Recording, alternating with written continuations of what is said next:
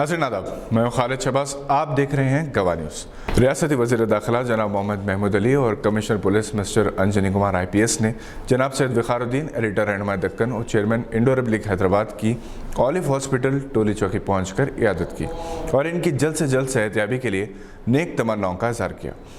और हम लोग सब अल्लाह ताला से दुआ करते हैं कि आपको स्वस्थ रखें, जल्दी ठीक करें।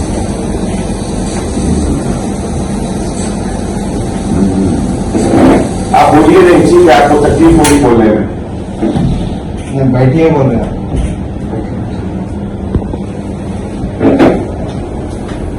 इंडो अरब लीग के मार्फत से आपने कितनी मीटिंग, डिनर, फंक्शन रखे, सब में हम हाजिर हुए थे। एक दो मिस किए कुछ दूसरे कारण से, और आपकी मेहमान नवाजी कितनी अच्छी रहती थी हर बार। जनाब मोहम्मद महमूद अली ने डॉक्टर से जनाब वक़ारुद्दीन की सेहत, इनके इलाज और एहतियाती तदाबीर से मुताल्लिक़ तफसीली बातचीत की और बताया कि वक़ार साहब के तमाम आज़ा सेहतमंद हैं, सिर्फ कमज़ोरी बढ़ गई है।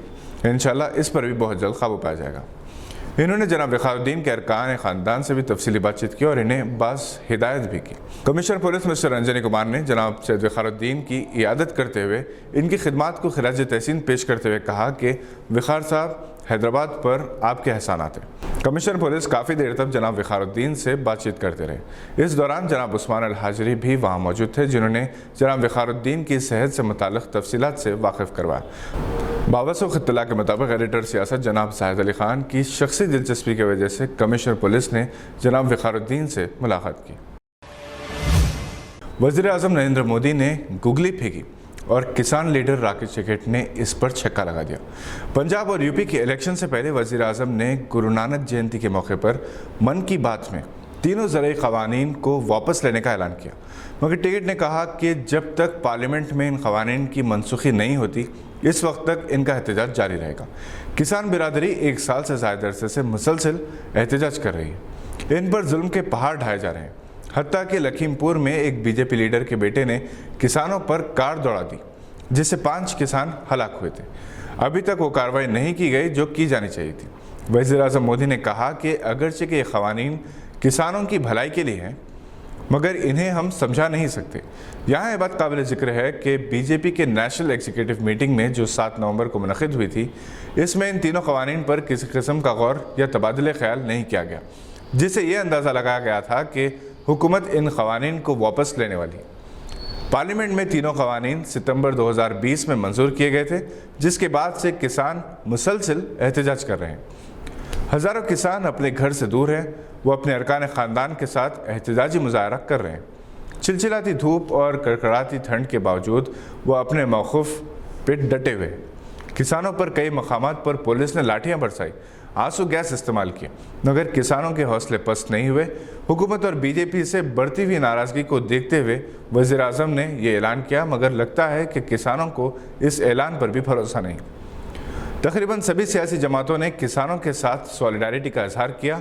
किसानों का एहतजाज आलमी मीडिया के लिए दिलचस्पी का मौजू था और कई इंटरनेशनल न्यूज़पेपर्स ने अपने फ्रंट पेज पर इसे जगह दी थी। इस एहतजाज ने मोदी हुकूमत की इमेज बुरी तरह से मुतासर कर दी थी। केरला के चीफ मिनिस्टर ने वज़ीर आज़म के ऐलान को किसानों के लिए तारीख़-साज़ कामयाबी करार दिया, जबकि राकेश टिकैत ने कहा कि वज़ीर आज़म का ऐलान सिवाय इलेक्शन के तमाशे के और कुछ नहीं है। गुरु नानक जयंती के मौके पर करतारपुर साहिब में, जो पाकिस्तान के ज़िले गुरदासपुर में है, गुरु नानक की आखिरी आरामगाह है, सैकड़ों सिखों ने गुरुद्वारे में हाज़िरी दी, जिनमें पंजाब के हुक्मरान और अपोजिशन अरकान शामिल हैं। एक दिन पहले हिंदुस्तान ने करतारपुर राहदारी खोल दी थी ताकि सिख ज़ारईन अपने मजहबी फ़राइज़ की तकमील कर सके। करतारपुर साहिब में एक जश्न का माहौल है। पाकिस्तान ने अपने सिक्योरिटी इंतज़ामात को मज़ीद सख्त कर दिया ताकि दहशतगर्द अनासर सबोताज ना कर सके। साइंटिफिक माइंड्स के ज़ेर तमाम नीट टॉपर्स को 20 नवंबर की शाम media plus auditorium Gun Foundry में फेलिसिटेट किया जाएगा। जनाब Jaleel Ansari, vision trust and forum के चेयरमैन, चीफ गेस्ट, और doctor M.A. Mateen, radiologist, Nitya diagnostic centre, Hyderabad, guest of honour होंगे। डायरेक्टर साइंटिफिक माइंड जनाब सैयद सादत नीट 2022 के उम्मीदवारों की रहनुमाई करेंगे और खुसूसी लेक्चर देंगे। वो पेरेंट्स से भी खिताब करेंगे। साइंटिफिक माइंड के 26 तलबा ने नीट 2021 में MBBS में फ्री सीट हासिल की है। दिल्ली के करीब गुरुग्राम की एक गुरुद्वारा कमेटी ने मुसलमानों को जुमा की नमाज की अदायगी के लिए गुरुद्वारे के दरवाजे खोलते हुए कमेटी ने गुरुद्वारा में जुमा की नमाज का एहतमाम करने की इजाज़त दे दी। हरियाणा के गुरुग्राम में अवामी मकामात पर जुमा की नमाज के खिलाफ मकामी लोग एहतजाज कर रहे हैं। हाल ही में कई मकामात पर मकामी लोगों ने मुसलमानों को जुमा की नमाज पढ़ने से रोक दिया था। इन वाक़यात को देखने के बाद गुरुग्राम सदर बाज़ार की गुरुद्वारा एसोसिएशन के सदर शेरदिल सिंह सिद्धू ने कहा कि मुसलमान जुमा की नमाज अदा करने के लिए गुरुद्वारा के अहाते का इस्तेमाल कर सकते हैं। ये गुरु घर है, बग़ैर किसी इम्तियाज़ के तमाम तबक़ात के लिए खुला है। यहाँ सियासत नहीं होनी चाहिए। मकामी पुलिस का कहना है कि खाली जगह रखने वाले अफराद हुक्काम से इजाज़त लेते हुए जुमा की नमाज की इजाज़त दे सकते हैं। पुलिस ने एतराज़ करने वालों से कहा कि वो हमला ना करें बल्कि हुक्काम से शिकायत कर सकते हैं और छोटी छोटी बातों पर तसादुम ना करने का मशवरा दिया। आंध्र प्रदेश के अपोजिशन लीडर सदर तेलुगु देशम एन चंद्रबाबू नायडू मीडिया के सामने ज़ारो क़तार रो पड़े। इन्होंने कहा कि इनकी बीवी कभी भी सियासत में हिस्सा नहीं ली। इसके बावजूद हुक्मरान जमात वाईएसआर कांग्रेस के कायदीन इनकी अहलिया भुवनेश्वरी पर तनकीद कर रहे हैं। एन चंद्रबाबू नायडू रियासती असम्बली में वाईएसआर कांग्रेस के खिलाफ शदीद बरहमी जाहिर करते हुए ऐवान से बाहर आ गए और ऐलान किया कि रियासत में तेलुगु देशम के इख्तिदार में आने तक वो असम्बली में कदम नहीं रखेंगे। आज के बुलेटिन में बस इतना ही। उम्मीद है कि आपने हमारे चैनल को सब्सक्राइब कर लिया होगा।